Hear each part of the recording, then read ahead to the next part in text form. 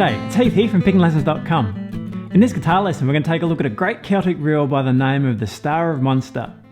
Now this is a pretty straight ahead version of the tune and we're going to be focusing on a couple of areas as we learn this. So number one, the right hand, the fluency that we have in our alternating picking. And number two, we're going to work on moving out of two positions. Firstly the open position and then moving into the second position. So there are a number of times in the tune that we're going to go from first position to second, first to second, depending on what notes that we are playing. So that's our focus in this tune here. In a moment we're going to take a look at part A of the tune here in this lesson, and if you head on over to pickinglessons.com you'll get yourself a copy of the tab we're working from. You'll also find the second part of this lesson where we do take a look at part B and break that down as we're going to do with part A here. And you'll also find some play along and backing tracks at the full tempo that are downloadable from the site, pickinglessons.com. Okay, let's start off with a slow play through part A and then we'll have a chat about some of the things you need to keep an eye on as you're working through the tune.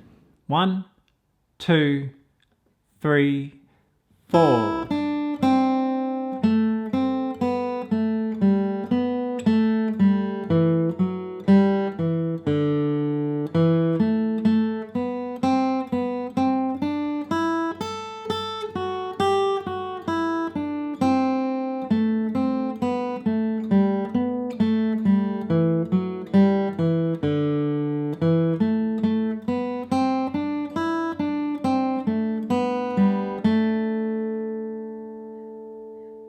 Okay, so there's part A of the Star of Munster.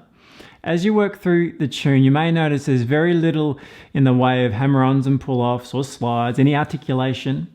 There is a little bit in part B, but purposely I've left it out for this arrangement just so we can work on our right hand. It does also give it a different feel. So as we're picking all our notes, it kind of gives it a bit more of a direct, straight ahead feel, you could argue. And it kind of serves this tune really well. But what it does mean is that we're picking an awful lot of notes and we're not covering some of those passages with slurs or the articulation that we can use.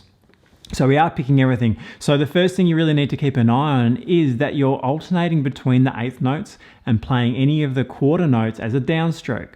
So for example, let's take a look at measure 1. Measure 1.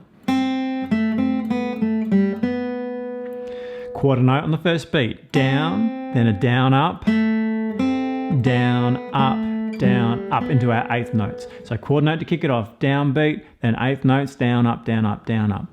That's going to be the theme all the way through. Let's look at measure 2. Measure 2, down, up, down, up, down, up, down. Quarter note on the end. 1 and 2 and 3 and 4. So right hand really alternating. Make sure you've got the pick not too tight between your fingers. Try to get the index and the thumb finger there to get a good position so you can really get a smooth down up so you're not getting too caught on the strings. And really keep your hand relaxed as you're picking through. Feel free to float or to guide your hand there on the guitar or the strings, that's fine. The main thing is keep the down up floating through as we're playing the eighth notes and down on a quarter note. That continues all the way through this tune, so really make it a feature of how you think about this tune. Work on the down-up picking, following the eighth notes, down on the quarter beat. The other part of what we can work on here and really keep a focus on and really make a feature of as you're practicing this is the left-hand positioning.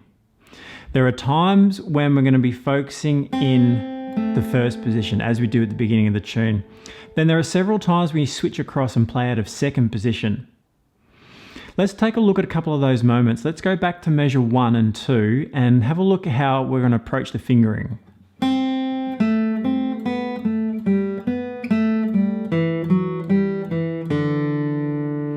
Now, at the end of measure 1, we're switching across to that 4th fret there on the 3rd string. That's a B note.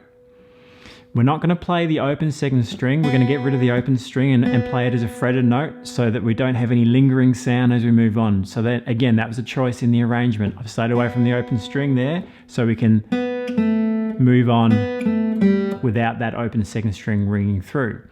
But what that means is we do need to change position.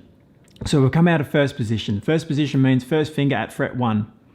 As we approach the end of measure 1, moving into measure 2, we're going to switch to second position. And second position is first finger at fret 2, and then each finger takes the adjacent fret. So we're going to use third finger at fret 4 for that B note, and then as we move through to measure 2, also for the 4th fret there on 4th string.